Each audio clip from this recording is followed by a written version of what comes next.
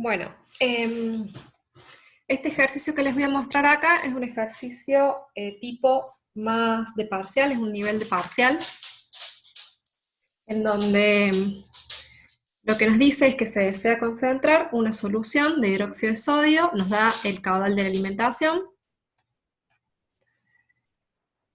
y que la concentración debe ir desde el 5% hasta el 50%. Nos da como opciones para poder hacer ese proceso un sistema de evaporadores con un área de 340 metros cuadrados, para los cuales nos da los respectivos U, y nos dice que la instalación es, ¿dónde lo dice?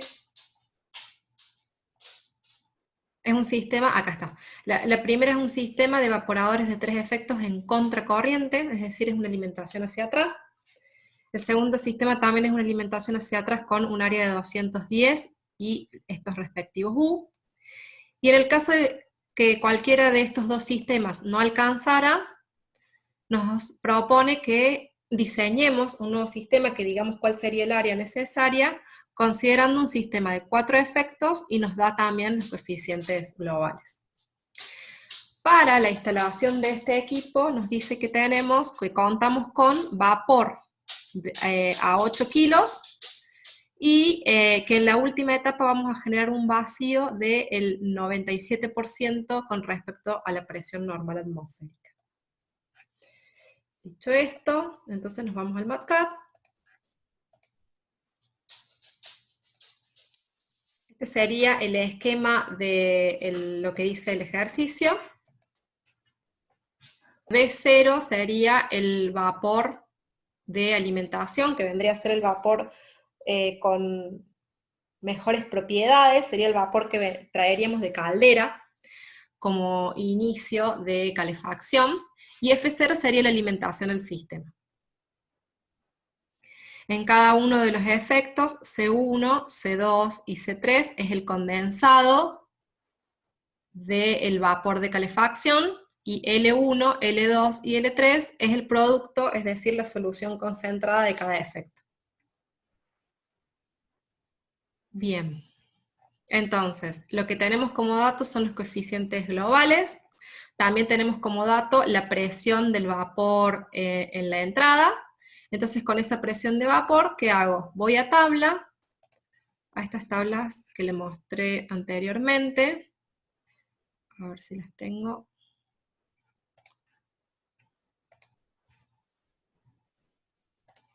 A las tablas de vapor. Entonces, con una determinada presión puedo saber cuál es la temperatura de ese vapor. Y tengo como temperatura del vapor de calefacción inicial 346,12 grados Fahrenheit. También me dice cuál es la temperatura de vapor en la última etapa. ¿Por qué? Porque me dice que el sistema está expuesto a un vacío del 97 de la presión atmosférica. ¿Ese dato qué significa? Me está dando el dato de presión de este vapor. El sistema llega a un vacío, pero el punto de mayor vacío va a ser este. ¿Sí? Porque por lo que está graficado además, el sistema de generación de vacío estaría acá, entonces cada uno de estos sistemas va a estar a un vacío menor, es decir, a un poco más de presión, efecto a efecto. Entonces el mayor vacío lo tendría en B3, este sería, esa sería la presión de este vapor. Entonces de nuevo, teniendo la presión de ese vapor, ¿qué puedo tener? La temperatura, entonces la averiguo. ¿Sí? Teniendo la presión de ese vapor, lo que puedo sacar es la temperatura. Entonces sé que la temperatura del vapor en el ingreso al efecto número 1 es 346,12, y la temperatura del vapor generado en el efecto 3, el B3, es 75,41. También conozco el caudal de alimentación, y conozco las composiciones de entrada y de salida, ¿sí? Porque tengo que ir desde 5% hasta 50%. Bien, para la resolución de este tipo de problemas, de nuevo lo que tenemos que hacer es un proceso iterativo. Entonces, como suposición inicial, vamos a arrancar asumiendo que la generación de vapor en los 3 efectos es igual. ¿sí? Esta es la primera suposición que vamos a hacer para lograr la resolución de este tipo de problemas. Vamos a asumir que B1 es igual a B2 y es igual a B3. Y lo primero que vamos a hacer, como les mostré en el esquema anterior, entonces, es un balance de masa. ¿Sí? En dicho balance de masa lo que podemos plantear es, a ver si les traigo, se los había copiado acá, así se los podía traer.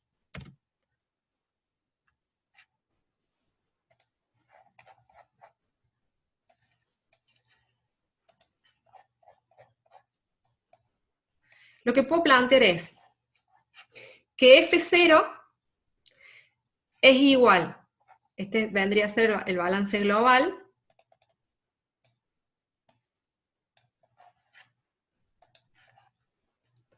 que F0 es igual a L1 más B1 más B2 más B3, ¿sí? Si hago un balance de masa global de todo el sistema, puedo decir que lo que se alimenta se va o como vapor o como producto en L1. Pero también puedo hacer un balance de masa de cada efecto. Entonces, si hago un balance en cada efecto, digo que L2 es igual a L1 más B1. Que L3 es igual a B2 más L2, ¿sí? Y también puedo decir que B1 es igual a B2, que B2 es igual a B3, porque es lo que planteé como suposición inicial, y también puedo hacer un balance por componentes, ¿sí? Entonces puedo hacer el balance de F0 por XF, ¿a qué va a ser igual? A L3 por X3, y así sucesivamente. Y de esa manera lo que tengo es un sistema de ecuaciones que me permite conocer mis incógnitas. Como incógnitas voy a tener los caudales y las composiciones. Entonces, de este primer balance de masa, con la suposición inicial de que B1 es igual a B2 y es igual a B3, que no es cierto y que ya lo vamos a recalcular, puedo tener un primer indicio de cuáles van a ser, por ejemplo, algo muy importante, las composiciones en cada efecto.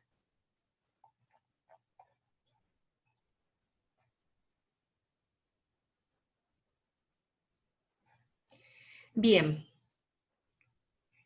¿Qué era lo otro que podía calcular? Vimos en el video anterior que podía calcular el balance de masa y el balance de energía. Pero para el balance de energía necesito saber las entalpías de cada una de las corrientes. Y para conocer las entalpías de cada una de las corrientes necesito saber a qué temperatura está cada corriente. Y lo que dijimos conceptualmente de este sistema de evaporadores es que la solución, por el hecho de concentrarse, genera un incremento en el punto de ebullición, un IP. Entonces, ese delta de temperatura en el punto de ebullición lo necesito conocer para poder calcular cuál es la entalpía de esa solución. Además, porque si volvemos a la fórmula del Q igual a U por A por delta T, ese delta T, recuerden que era la temperatura, el delta de temperatura entre el vapor de calefacción y la temperatura de ebullición de la solución. Entonces también necesito conocer el IP de la solución para calcular el delta T. Entonces, una vez que resolví el balance de masa, lo siguiente que hago es el cálculo de estos incrementos del punto de ebullición de la solución. ¿Y cómo lo hago? Fíjense. Por dato del problema, porque me decían a qué presión estaba el sistema, es decir, me decían a qué presión estaba el vapor de salida, el último de los vapores, el vapor que va hacia el sistema de vacío, hacia el sistema que genera vacío. Tengo que la temperatura de ese vapor es 75,417.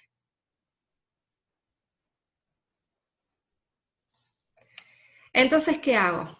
me voy, yo les comenté en los videos anteriores que existen gráficos que siguen la regla de During, en donde puedo ver con respecto a la temperatura de ebullición del agua pura, para una concentración de solución dada, cuál sería la temperatura de ebullición de la solución concentrada.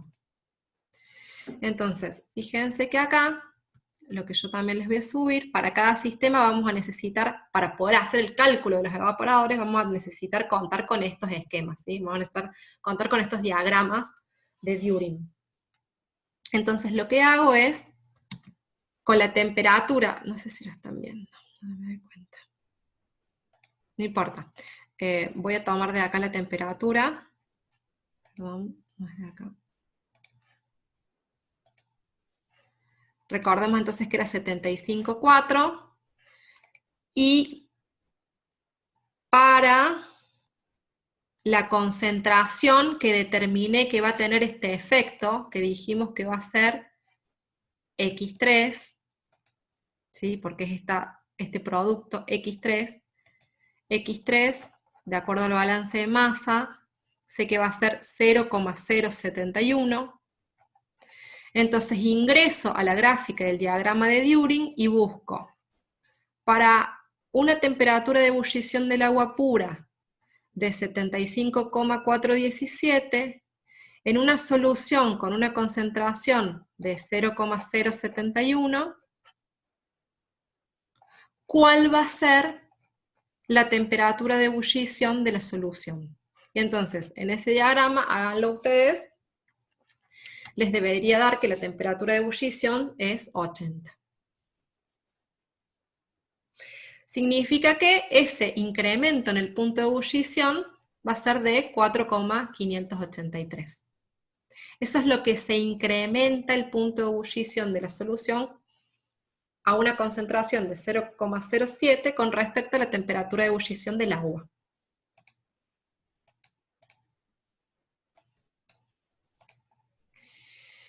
Bien.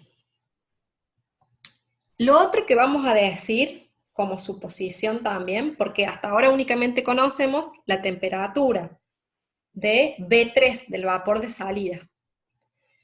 Inicialmente vamos a asumir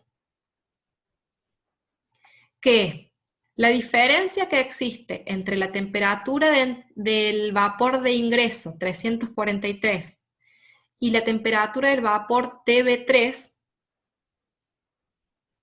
que era 75,4, es decir, que ese delta se va a distribuir equitativamente en los otros efectos, de manera que cada uno de los vapores intermedios va a salir a una temperatura, en un rango de temperatura con un delta equitativo.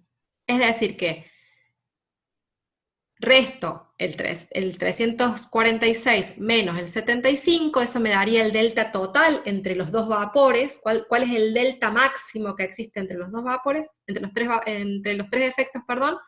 Divido en 3 y digo que el delta entre cada efecto va a ser de 90 grados. Esta es la segunda suposición que hago para realizar este cálculo. La primera fue decir que en los tres efectos la generación de vapor es la misma. Y en este caso lo que hago es, podría elegir otra manera,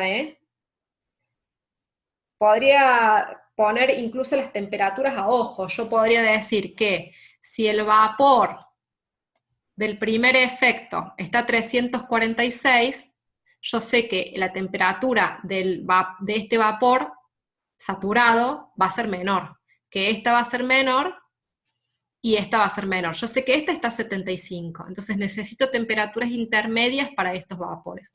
Ustedes podrían elegir poner estas temperaturas a ojo si quisieran, ¿sí? Que estén entre medio de estos valores, porque se supone que este vapor va a ser más pobre, este más pobre, y este es el de menos energía.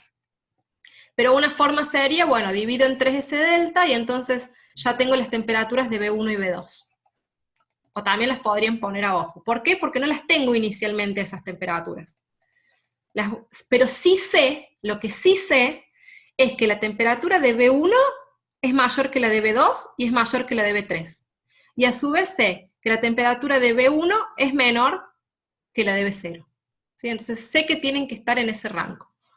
Inicialmente elijo cuáles van a ser las temperaturas de esos vapores.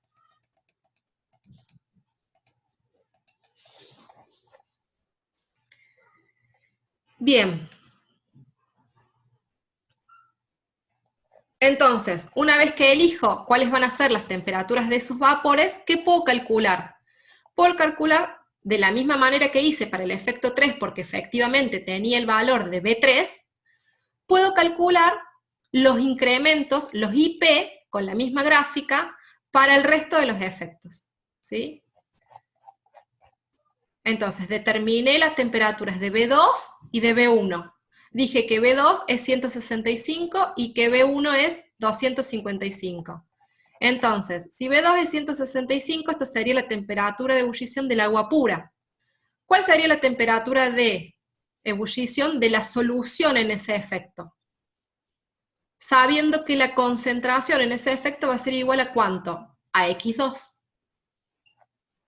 Y lo mismo hago para el primer efecto. Determine la temperatura de vapor, a ojo, lo puse yo a ese valor inicialmente, y digo, bueno, para esa temperatura de ebullición del agua pura y la concentración, y una concentración igual a X1, ¿cuál va a ser la temperatura de ebullición? Y entonces ahora lo que sí tengo van a ser los 3 IPs. Fíjense, tengo el IP3, que sería del efecto 3, el IP2 y el IP1. 74, 9 y 4. Bien, con eso ¿qué puedo calcular? Puedo calcular algo que se llama, en este sistema de cálculos, el delta T efectivo, que sería el delta T que verdaderamente está involucrado en la transferencia de calor y en la generación de vapor. ¿Sí? En la transferencia de calor para la generación de vapor. ¿Por qué? Porque hay un incremento de la temperatura de ebullición, ese delta de energía está destinado a calentar la solución, pero no a la generación de vapor en sí. Entonces, para calcular ese delta T efectivo, ¿qué hacemos? Calculamos el delta T total como hicimos anteriormente, que es la diferencia de temperatura entre el vapor que viene de caldera, el vapor inicial, y el vapor generado en el último efecto, ese es el delta T total, y a ese delta T total le vamos a restar los 3 IP. Y ese término se va a denominar delta T efectivo. Es el delta T que considero que está involucrado verdaderamente en la transferencia de calor para la generación de vapor. Y la última suposición que hacemos en este cálculo es que Q1 es igual a Q2 y es igual a Q3. Es decir, que el calor intercambiado en cada efecto es el mismo. Y entonces, lo que podemos plantear ahora es que Q es igual a U por A por delta T. Teniendo en cuenta esta suposición que Q1 es igual a Q2 y es igual a Q3, en un sistema de simple efecto, ¿qué pasaría? Que yo ya tendría el delta T. ¿Por qué? Porque ya calculé el IP. ¿Sí? Y ya tendría el Q, porque a esta altura ya pude sacar el WS, como les mostré en el video anterior. Entonces tengo Q, tengo delta T, tengo U y tengo A. En este caso todavía no lo pude resolver. Entonces lo que puedo plantear es un sistema de ecuaciones, ¿sí? De esa manera, entonces igualo, asumiendo que Q es igual a Q1, es igual a Q2 y es igual a Q3, y asumiendo que la suma de los 3 delta T en cada efecto va a ser igual al delta T efectivo, porque dijimos que entonces el delta T efectivo era ese delta T que era el delta T que verdaderamente se involucra en la transferencia de calor para la generación de vapor. ¿sí? Por eso es el delta T total restándole los IP en cada efecto. Entonces, como resultado de eso, se cumple que la delta T efectiva es igual a la suma de los delta T en los tres efectos. De esa manera, lo primero que obtenemos como resultado de ese sistema de ecuaciones son los delta T, ¿sí? Delta T1, delta T2 y delta T3. Bien. Y una vez que hicimos eso,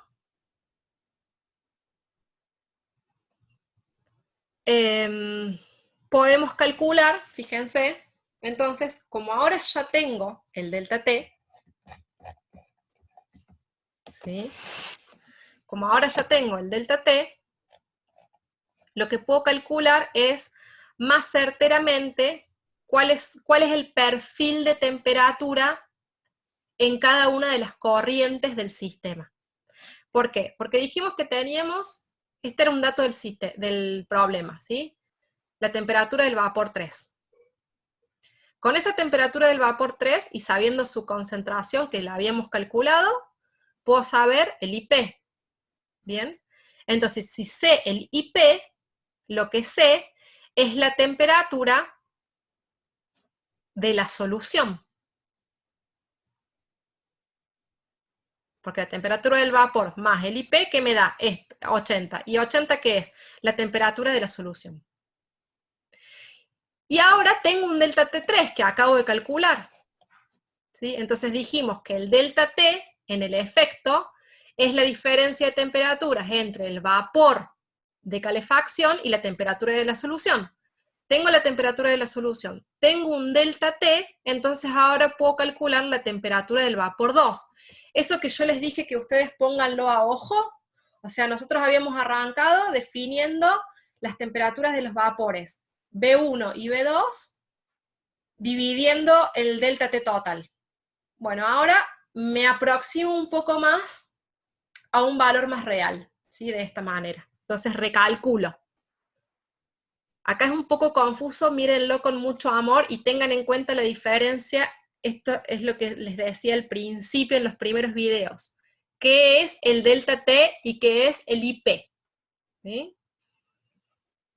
Entonces, de esa manera puedo calcular la temperatura del vapor 2.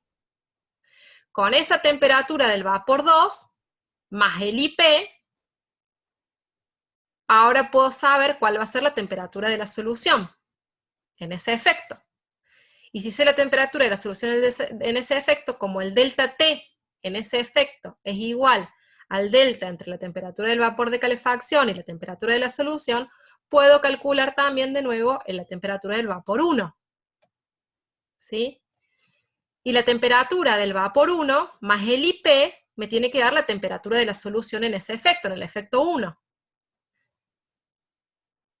Y el delta T en ese efecto es la diferencia de temperatura entre el vapor de calefacción y la temperatura de la solución. La temperatura de la solución es 244, entonces puedo sacar la temperatura del vapor calefactor, que es 346, que era un dato del problema. ¿Sí? Acá ustedes terminan de chequear que lo hicieron bien.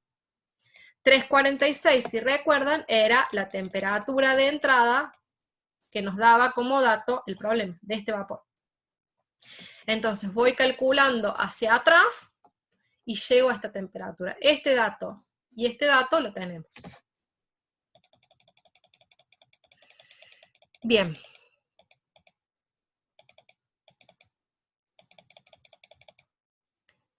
Entonces, una vez que hice eso, ahora tengo el perfil de temperatura de todas las corrientes de proceso. Y entonces, como tengo el perfil de temperaturas, ahora sí puedo plantear el balance de energía.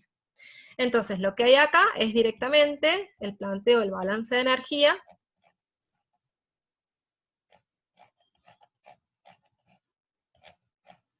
¿Sí? El planteo del balance de energía, que ustedes lo podrían plantear, acá hay deltas, podrían plantearlo como entalpía de vapor menos entalpía de líquido, eso es como ustedes quieran. Y entonces, resolviendo el balance de energía, lo que ahora puedo obtener son los valores de los vapores. ¿sí? Bueno, algo que les tengo que aclarar de acá es que las entalpías, a ver si les comparto, las entalpías para las soluciones, así como tenemos un diagrama que nos permite conocer para el punto de ebullición del agua pura a una concentración determinada cuál sería el punto de ebullición de la solución, también les voy a subir este otro diagrama que lo que nos permite es ver la entalpía, ¿sí? Al revés, para una determinada concentración de hidróxido a distintas temperaturas, ¿cuál sería la entalpía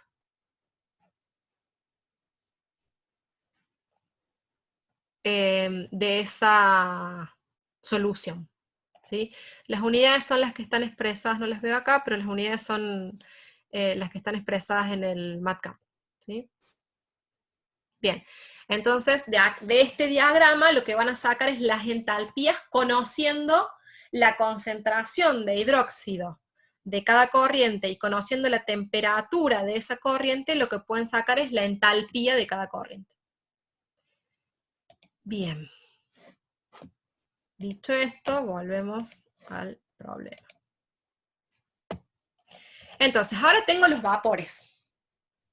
Dijimos que esos vapores se condensan y son los responsables de entregar el calor de calefacción al sistema. Entonces, ¿ahora qué tengo? Los Q, que yo antes había dicho que los Q eran todos iguales.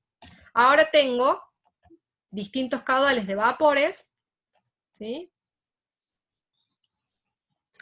Entonces tengo los Q para cada uno.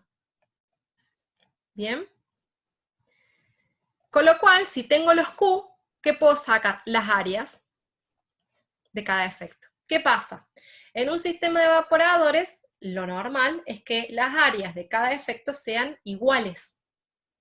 ¿Sí? Entonces, fíjense que en este caso no llegué a áreas iguales. ¿Por qué? Porque en todas estas suposiciones que fui haciendo, hice una desviación del cálculo y todavía no está cerrado el cálculo, ¿sí? Debería hacer una iteración más para que estas áreas me den iguales. O sea, ¿cuándo voy a considerar que el problema está resuelto? Cuando las áreas de los tres efectos me den iguales. Entonces ese va a ser el resultado de qué área necesitaría yo para cumplir con los requerimientos que me está pidiendo el problema con este tipo de evaporadores, ¿sí? Con esos U, en estas condiciones, con ese vapor de entrada, con ese sistema de vacío. ¿Bien? Entonces, como las áreas me dan muy distintas, lo que hace el problema es una iteración más, ¿sí? Lo que hace es, saca un área media, con esa área media saca nuevamente los delta T, y con esas delta T calcula de nuevo los IP. Esto lo van a tener que hacer ¿hasta cuándo? Hasta que las áreas, fíjense que al final del problema, hace de nuevo todo lo mismo, calcula los IP, hace de nuevo el balance de energía, saca todo de nuevo, calcula de nuevo, como hicimos recién, las áreas, y acá la diferencia entre las áreas le da más chica, ¿sí? Las áreas ya sí son más parecidas entre sí en los efectos. Entonces acá sí puedo considerar que el problema está resuelto. ¿Qué significa esto? Significa que el problema me dice que para cumplir el requerimiento de concentrar esa solución, esa cantidad de solución del 5% al 50% con ese vapor inicial y con ese sistema de vacío, necesito un área de 280 y pico. ¿Sí? Debería sacar un área media, pero asumamos que sea 285. Y el problema, ¿cuánto me daba? El problema me decía que eran de 340, es decir, que me sirve. ¿Sí? Ese sistema me sirve.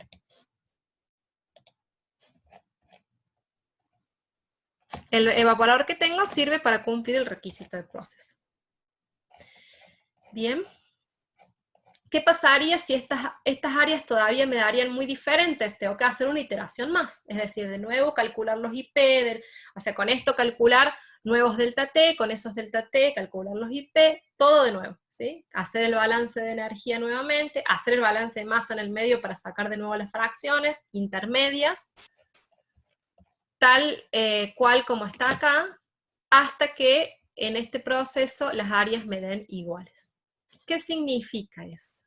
A ver, tengan en cuenta entonces que lo que calculé fue, para un sistema de 3 efectos con alimentación hacia atrás, cuyos U son estos que me da el problema, y cuyo vapor de entrada tiene estas propiedades, y cuyo vapor de salida tiene estas otras propiedades, es decir, está expuesto a este vacío, las áreas que necesito son estas. ¿Qué pasaría si yo como vapor de entrada tengo un vapor de mejor calidad?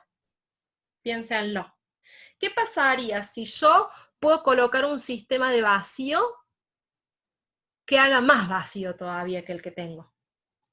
¿Cómo cambiaría? ¿Necesitaría más área o menos área para cumplir el requerimiento?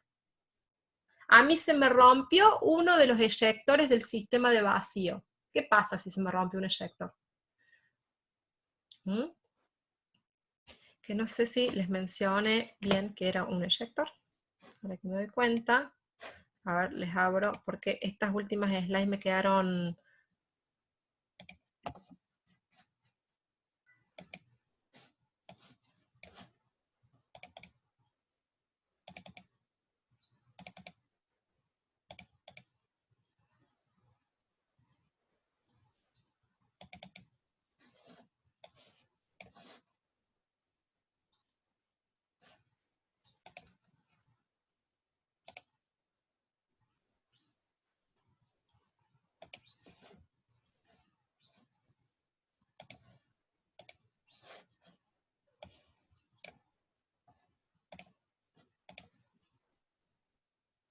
Bueno, acá, todos los evaporadores, especialmente los que trabajan bajo presión reducida, tienen un condensador, ¿sí? O sea, una forma de hacer vacío, ¿cuál va a ser?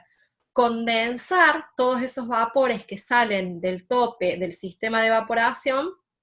Entonces eso, al sacar masa de un sistema, lo que estoy haciendo es hacer vacío.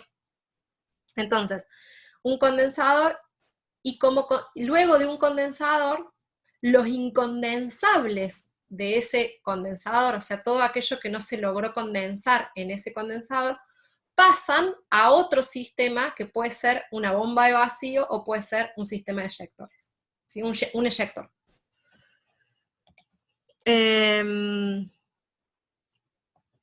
Esto, por ejemplo, sería un eyector, ¿sí? Esto es un eyector, en donde se inyecta vapor de alta presión, de manera que succione o aspire la entrada del vapor que quiero acelerar. Entonces, esa aceleración de los dos vapores genera un vacío en el sistema que se encuentra aquí. ¿Sí? Se succiona el vapor de manera de generar vacío. Bueno, ese es un sistema,